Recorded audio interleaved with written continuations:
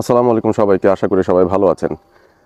BPL এর team reviews নিয়ে কিছু ভিডিও সিরিজ বানাচ্ছিলাম, যেখানে এখনো পর্যন্ত যে 6টা দল এবারে বিপিএল খেলবে সেখানে 4টা দলের রিভিউ দেওয়া আমার হয়ে গেছে, স্কোয়াড তৈরি করা হয়ে গেছে, অকশনস শেষ হয়ে গেছে এবং তারপর এখন শুধুমাত্র অপেক্ষার পালা, প্রস্তুতি শুরু করার পালা এবং বেশ কিছু বিদেশি ডিরেক্ট সাইনিং কে কাকে আনতে পারছে সেগুলো নিয়ে জল্পনা কল্পনা চলছে। তবে আমার এই সিরিজের লেটেস্ট যেই ভিডিওটা সেটা নিয়ে এসেছি বেসিক্যালি সিলেট টাইটান্স নিয়ে কথা বলার জন্য, কারণ তাদেরকে নিয়ে এখনো পর্যন্ত কথা বলা হয়নি। আমার সবুজটা দেখে নিশ্চয়ই বুঝতেই পারছেন, সিলেট টাইটান্স এবারেও গ্রিন থিম, সেটা নিয়ে তারা এসেছে with a new logo and all. But ultimately যে ব্যাপারটা আমরা বুঝতে পারছি যে বাকি দলগুলোর তুলনায় সিলেট টাইটান্স তাদের নিজস্বতায় তারা কিন্তু অন্যভাবে নিজেদেরকে মেলে ধরার চেষ্টা এবার করছে। নতুন মালিকানার আন্ডারে অবভিয়াসলি তাদের নিউ লুক একটা সেট আপের ভেতরেও অনেক দিক থেকেই পুরনো কিছু ছাপ আমরা কিন্তু দেখতে পাচ্ছি, যেখানে সিলেটের যারা লোকাল ক্রিকেটার আছেন তাদেরকে প্রাধান্য দেওয়া হয়েছে স্কোয়াডটার ভেতরে। এবং সিলেট টাইটান্স তারা শুরু থেকেই বেশ ইন্টারেস্টিং কিছু ডিরেক্ট সাইনিং করে রেখেছিল। তাদের নাসুম আহমেদ, তাদের ঘরের ছেলে, সিলেটের সন্তান, তাকে তারা ডিরেক্ট সাইনিংয়ের মাধ্যমে দলে রেখেছে। সো সেটা একটা বিরাট বড় ব্যাপার তাদের জন্য ছিল। এবং মেহেদী হাসান মিরাজকে তারা নিয়েছে, যিনি গত বিপিএল এর খুলনা টাইগার্সের ক্যাপ্টেন ছিলেন, প্লাস তিনি প্লেয়ার অফ দ্য টুর্নামেন্টও হয়েছিলেন। সো মেহেদী হাসান মিরাজ এবং নাসুম, এই দুটো ডিরেক্ট সাইনিং ছিল সিলেট টাইটান্সের পক্ষ থেকে অকশন শুরু হওয়ার আগেই। এবং অকশন যখন শুরু হয় সেই জায়গায় সিলেট টাইটান্স কি করেছে সেই বিষয়টা আমরা একটু দেখে আসতে পারি। অকশনে তারা 3 কোটিরও কম খরচ করেছে, 2,82,00,000 টাকা তারা খরচ করেছিল এবং সেই জায়গাটায় 12 জন প্লেয়ার তারা কিনতে পেরেছে। টপ বিড তাদের মধ্যে খালেদ আহমেদ, আরও একজন লোকাল পেস বোলার, তাকে তারা দলে ভিড়িয়েছে 47 লক্ষ টাকা দিয়ে। এবং কিছু ইন্টারেস্টিং বা সারপ্রাইজিং সাইনিংস ছিল। একজন হচ্ছেন আরিফুল ইসলাম, যিনি 2023 অনূর্ধ্ব-19 বাংলাদেশ যে বিশ্বকাপটা, ইনফ্যাক্ট এশিয়া কাপটা জিতেছিল, সেই দলের সদস্য ছিলেন, সেই দলের ক্যাপ্টেন ছিলেন এবং এই মুহূর্তে ডোমেস্টিক সার্কিটে গত 2 বছর ধরে বেশ ভালো পারফর্ম করছেন। এনসিএল টি20তেও তিনি গত 2 বছর ধরেই ভালো করেছেন। তাকে দলে ভেড়ানো হয়েছে 26 লক্ষ টাকা দিয়ে। আরিফুল ইসলামকে সিলেট টাইটান্স দলে ভিড়িয়েছে। এবং Angelo Mathews, among the foreign cricketers, আমার মনে হয় দাসুন সানাকা বাদ দিয়ে অকশন থেকে পিক করা সেকেন্ড বেস্ট প্লেয়ার বলা যেতে পারে। ইতিমধ্যে অবশ্য ইন্টারন্যাশনাল ক্রিকেটকে তিনি সেভাবে বিদায় জানিয়ে দিলেও অ্যাঞ্জেলো ম্যাথিউস এখনও যে কার্যকরী হতে পারেন তার লেট অর্ডার ব্যাটিং এবং মিডিয়াম পেস বোলিং দিয়ে এবং তার লিডারশিপ দিয়ে, সেটা কিন্তু নিশ্চয়ই সিলেট টাইটান্স চাইবে তাদের কাছে থাকুক। সে কারণে $35,000 দিয়ে অ্যাঞ্জেলো ম্যাথিউসকে তারা দলে ভিড়িয়েছে। এবারে আমরা চলে যাই তাদের স্কোয়াডের দিকে। স্কোয়াডের দিকে তাকালে একটা ভালো ধারণা আমরা পেয়ে যাব যে অবভিয়াসলি সিলেট তারা কি তৈরি করার চেষ্টা করেছে। তাদের ব্যাটিং লাইন আপটার ভেতরে বেশ কিছু ইন্টারেস্টিং ক্রিকেটার্স আছেন। পারভেজ হোসেন ইমনকে তারা নিয়েছে অকশন থেকে। তার দামটা একটু বেশি আমরা এক্সপেক্ট করছিলাম যে হবে, কারণ তিনি ন্যাশনাল টিম সেট আপের মূল ওপেনার তানজিদ তামিমের পাশাপাশি। সুতরাং তার এক্সপেকটেশন বোধহয় ছিল যে 50 লক্ষের উপরে হয়তো তার জন্য যাবে। বাট সিলেট টাইটান্স তারা লাকি ছিল যে তারা 30 অর্ধ লাখের ভেতরেই পারভেজ হোসেন ইমনের সার্ভিসটা নিতে পেরেছে। এছাড়া রনি তালুকদার আছেন ওপেনিং স্লটের আরও একজন লোকাল ব্যাটার, যাকে কিনা আমরা গত বিপিএলেও মিডল অর্ডারও ব্যাট করতে দেখেছি। অর্থাৎ across the top order batting করার মতো সেই সক্ষমতা, সেই এক্সপিরিয়েন্স এবং বিপিএল এর একদম প্রুভেন একজন ক্রিকেটার রনি তালুকদার, প্লাস তার কিপিং অ্যাবিলিটিটাও রয়েছে। তো সবকিছু মিলে it has been a good pick. গত মৌসুমে রনি তালুকদার সিলেটের হয়ে খেলেছিলেন, তখন সিলেট স্ট্রাইকার্স নামে ছিল। এবার সিলেট টাইটান্স তাকে আবারও দলে ভিড়িয়েছে। জাকির হাসান গতবারের মতো এবারও সিলেটে জায়গা পেয়ে গেছেন, তাকে অকশনের মাধ্যমে কেনা হয়েছে। তৌফিক খান তুষার টপ অর্ডার ব্যাটার, তিনি গত মৌসুমে রংপুর রাইডার্সের হয়ে খেলেছিলেন, তবে এবার তার জায়গা হয়েছে সিলেট টাইটান্সে। এবং ভেটারান একজনকে তারা নিয়েছে, অবভিয়াসলি মমিনুল হক, তাকে নেওয়া হয়েছে অকশনে। প্রথম দফায় তিনি আনসোল্ড ছিলেন, দ্বিতীয় দফায় তাকে বেস প্রাইজে সিলেট টাইটান্স নিয়েছে। এবং আমার মনে হয় যে মিডল অর্ডারে বা even top of the order একজন লেফট হ্যান্ডেড ব্যাটারের প্রয়োজনীয়তা হলে মমিনুল সেটা পূরণ করতে পারেন, কারণ টি20 তিনি ভালো খেলতে পারেন, সেটা এনসিএল টি20তেও আমরা কিন্তু রিসেন্টলি দেখেছি।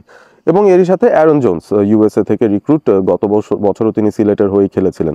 সো এবার সিলেট টাইটান্স আবারও তাকে রেখেছে এবং তাকে আমরা দেখতে পাবো সিলেট টাইটান্সের জার্সিতে। অলরাউন্ডার ক্যাটাগরিতে বেশ কিছু ভালো অলরাউন্ডার রয়েছে, কোয়ালিটি অলরাউন্ডার্স রয়েছেন। স্পিন অলরাউন্ডার্সদের আধিক্য আমরা দেখতে পাচ্ছি এখানে। মেহেদী হাসান মিরাজ আছেন, আফিফ হোসেন ধ্রুব আছেন এবং আরিফুল ইসলাম আছেন, রাহাতুল ফেরদৌস, জাভেদ, সাইম আয়ুব, সবাই কিন্তু স্পিনিং অলরাউন্ডার্স এবং একমাত্র pace bowling allrounder Angelo Mathews. So এই হচ্ছে তাদের অলরাউন্ড ক্যাটাগরির যে লাইন আপটা রয়েছে। এবং এখানে দেখেন বেশ কিছু ভালো top order, middle order batters রয়েছেন এবং সাইম আয়ুব কিন্তু খুবই দুর্দান্ত একটা সাইনিং।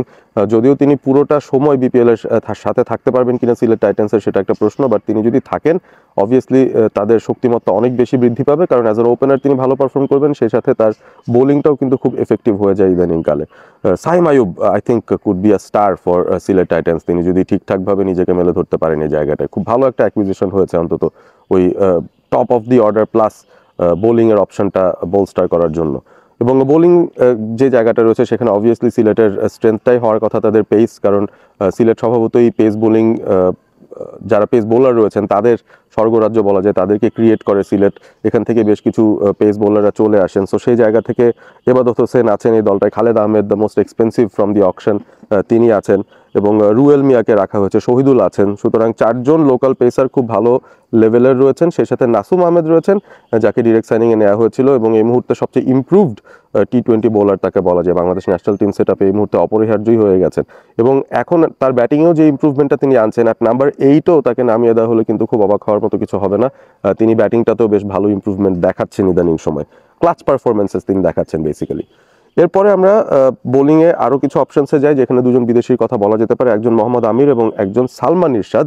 তো মোহাম্মদ আমির তিনিও ডিরেক্ট সাইনিং এসেছেন সাইম আইয়ুবের পাশাপাশি, এবং আমার মনে হয় যে এই সাইনিংটার পেছনে একটা ভালো যুক্তি সিলেট টাইটান্সের রয়েছে। সেটা হচ্ছে যে তারা এমন একজন ক্রিকেটারকে এনেছে যিনি এই মুহূর্তে ন্যাশনাল টিমের রেডারে নেই, এবং তাকে মোটামুটি ফুল সিজন পাওয়া সম্ভব হবে।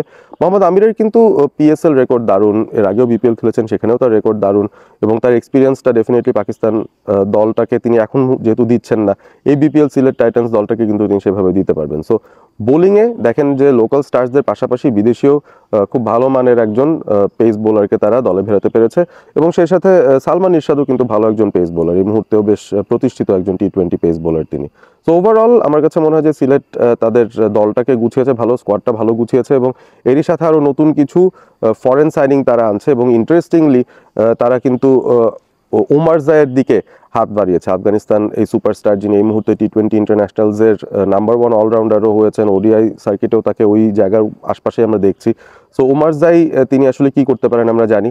গত বছর বা তার আগেও তিনি রংপুর রাইডার্সের হয়ে খেলেছিলেন, জিএসএলে খেলেছেন সেই রংপুর রাইডার্সের হয়ে, তবে এবার সিলেট টাইটান্স তাকে দলে ভিড়িয়েছে ডিরেক্ট সাইনিং হিসেবে, আরও একটা খুব ইম্পর্টেন্ট কম্পোনেন্ট। এবং তিনি যদি ন্যাশনাল টিম ডিউটিজে না যান, পুরোটা সময় যদি থাকেন, আরও একজন দুর্দান্ত ক্রিকেটার হচ্ছেন সিলেট টাইটান্সের জন্য। স্টার্টিং 11-এর দিকে আমরা চলে যেতে পারি, যেখানে আমরা একটা প্রেডিক্টেড স্টার্টিং 11-এর দিকে যাই। সেই জায়গাটার মধ্যে সাইম আইয়ুব এবং Parvez Hossain Emon, one of the most explosive opening partnerships আমার কাছে মনে হয় যে এবারের বিপিএলে হতে পারে এই দুজনের পার্টনারশিপটা। সেই সাথে জাকির হাসান তিনে যদি নামেন, এরপর মেহেদী হাসান মিরাজ আছেন, আসিফ ধ্রুব আছেন। So this is a very very potent top 5। But এই জায়গাটার মধ্যে আপনি একটা ব্যাপার লক্ষ্য করবেন, মেহেদী হাসান মিরাজ বাদ দিলে বাকি সবাই কিন্তু বাহাতি ব্যাটার। সাইম আইয়ুব বাহাতি, পারভেজ ইমন বাহাতি, জাকির হাসান বাহাতি এবং আফিফ হোসেন ধ্রুব বাহাতি ব্যাটার। সো এই জায়গাটায় আমার মনে হয় একটা স্ট্রাগল হয়তো করতে পারে, যে সেই জায়গাটায় ডানহাতি ব্যাটারদের একটা আধিক্য থাকা প্রয়োজন। সেই ক্ষেত্রে হয়তো রনি তালুকদার বা তৌফিক খান তুষার তারাও কিছু ম্যাচে সুযোগ পেতে পারেন। সে জায়গায় হয়তো জাকির হাসানের মতো ক্রিকেটারদেরকেও জায়গা ছেড়ে দিতে হতে পারে, কারণ মিরাজ তো ডেফিনেটলি খেলবেন, আফিফ ডেফিনেটলি খেলবেন, সাইম আইয়ুব ইমনও ডেফিনেটলি খেলবেন। সো জাকির হাসানের জায়গাটাতেই মনে হয় একজন টপ অর্ডার ব্যাটার তুষার বা রনিকে যদি নিয়ে আসা যায়, সেই ক্ষেত্রে হয়তো ওই রাইট লেফট কম্বিনেশনের ব্যাপারটাও নিয়ে আসা সম্ভব হবে। But it's a very very solid top 5, এবং আমার কাছে মনে হয় যে ঢাকা ক্যাপিটালস কিংবা রংপুর রাইডার্স তাদের মতো করেই, ইভেন রাজশাহীর কথা বলা যায়, তাদের মতো করেই খুব স্ট্রং একটা top heavy batting line up তারা রেখেছে, যেখানে এক্সপিরিয়েন্স আছে। বাট একটাই ইস্যু, সেটা হচ্ছে too many left handed batters. So তাদের এগেনস্টে মোস্ট লাইকলি দেখা যাবে যে প্রতিপক্ষ অফ স্পিনারদের বারবার নিয়ে আসতে চাইবেন এবং তাদেরকে আটকানোর চেষ্টা করবেন। নিচের দিকে যদি যাই, অ্যাঞ্জেল ম্যাথিউস তিনি আছেন, তিনি এখন খেলবেন। এখন তার পরিপূরক হিসেবে কিন্তু আজমাতুল্লাহ ওমর জাই রয়েছেন। সো আমার মনে হয় ওমর জাই থাকবেন মেইন প্লেয়ার, ম্যাথিউস হয়তো বেঞ্চে থাকবেন, মাঝে মধ্যে প্রয়োজন হলে তাকে হয়তো খেলানো যেতে পারে। দুজনই একসঙ্গে খেলছেন, ব্যাপারটা একটু রেয়ার হবে, কারণ দুজনেরই আসলে অ্যাট্রিবিউট সিমিলার। ম্যাথিউস পেস বোলিংটা করেন, ওমর জাইও পেসার, বাট ওমর জাই is much better, much younger এবং মাচ এফেক্টিভ হতে পারেন সেই জায়গাটায়। এরপরে আমরা নিচে চলে যাই, আরিফুল ইসলাম তাকে যদি রাখা হয় as a lower order allrounder, তার জায়গায় রাহাতুল ফেরদৌস জাভেদও একটা ভালো অপশন হতে পারেন।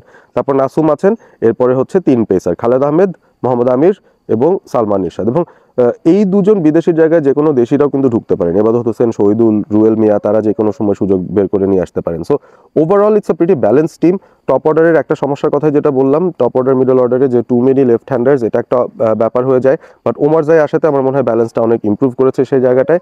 আর আমরা যদি বোলিংয়ের দিকে যাই, সেখানে ভ্যারিয়েশনের খানিকটা ঘাটতি আপনি হয়তো দেখতে পারেন, কারণ এখানে নাসুম আছেন অ্যাজ আ স্পিনার, মেহেদী হাসান মিরাজ আছেন এবং সাইম আইয়ুব আছেন, এই 3 জনই স্পিনার আছেন। রিস্ক স্পিনার কেউ নেই, বা কোনো ভ্যারাইটি নিয়ে আসতে পারেন, কোনো ধরনের এক্স ফ্যাক্টর নিয়ে আসতে পারেন, ওই ধরনের কিন্তু ব্যাপারটা নেই। But all 3 of them are very experience. আমার মনে হয় যে সাইম আইয়ুব, নাসুম এবং মিরাজ কোনো অংশেই কিন্তু খুব একটা খারাপ বোলিং লাইন আপ না বলা যায়, ইভেন আমরা স্পিন ক্যাটাগরিতে চিন্তা করলেও। সো ওভারঅল আমার কাছে মনে হয় যে Sylhet gets a very good mark. তারা অকশনটা তো ভালো কাটিয়েছে এবং আমার মনে হয় ডিরেক্ট সাইনিংও যাদেরকে করছে সেখান থেকে দেখে মনে হচ্ছে যে তারা শিরোপা জেতার মতো করে একটা দল তৈরি করেছে। এবং দেখা যাক শেষ পর্যন্ত এই সপ্তম ভিন্ন নামে, কারণ এর আগে 6বার ভিন্ন ভিন্ন নামে সিলেট তারা কিন্তু বিপিএল খেলেছে।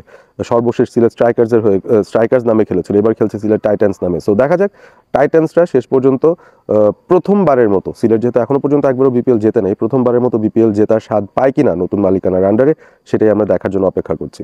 ভিডিওটি ভালো লেগে থাকলে অবশ্যই বন্ধুদের সঙ্গে শেয়ার করবেন এবং সেই সাথে কমেন্ট করে জানিয়ে দেবেন সিলেটের এই স্কোয়াডটা আপনাদের কেমন মনে হয়েছে, মিরাজ এজ এ ক্যাপ্টেন কেমন করতে পারে নতুন ফ্র্যাঞ্চাইজিতে, এবং সেই সাথে সাইম আয়ুব, পারভেজ ইমন, আর they're the most explosive opening partnership in this BPL, সেটা আপনারা কমেন্ট করে জানিয়ে দেবেন এবং অবশ্যই সাবস্ক্রাইব করবেন অল স্পোর্ট এবিপি। ভালো থাকবেন সবাই।